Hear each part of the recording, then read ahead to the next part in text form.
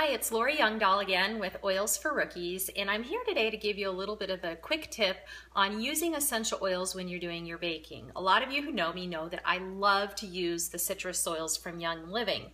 In particular, two of my very favorites are the lime and the lemon. And just recently, Young Living made it even easier for us to figure out, okay, which ones are we supposed to be ingesting and which ones are we supposed to be putting on topically and using in the diffuser. So now be on the lookout for the white label.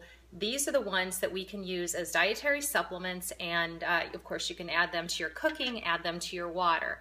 So what I'm going to talk about today is this is a lemon cake, and I would love to take credit for the original recipe, except for Martha Stewart was the one who created the recipe. So what I do is I often will take a recipe I find on All Recipes or Martha Stewart or some other really great place, and I'll hack it, and I'll see an herb on there, or I'll see that it calls for lemon zest or lime zest, and I go, well, I don't have any lemons or limes laying around, but I do have lemon or lime essential oil. And we all know that the essential oil lies in the zest of the fruit, or now you know that I've told you. So here's my little recipe that I wrote down with Martha Stewart's lemon cake recipe. And what I did was I just adapted when it said that it calls for lemon juice.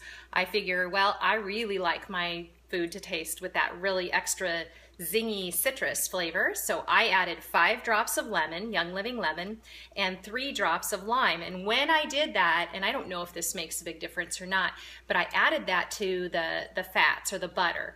And so when I was creaming my sugar and my butter together, grass-fed of course, because I won't use anything but, that's when I added my essential oils.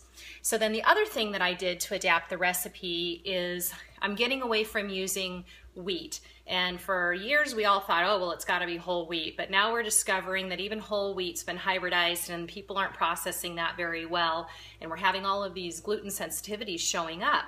Well, Young Living, of course, they're farmers. They're the whole, seed to seal concept. We are the only ones out there that really have the farms, and you can see with absolute transparency how they're doing it, what they're doing. For goodness sakes, these people hand weed their plants before they distill their oils. So here is the Young Living Einkorn wheat, and I just did a straight 1-for-1 substitution with the flour in this recipe.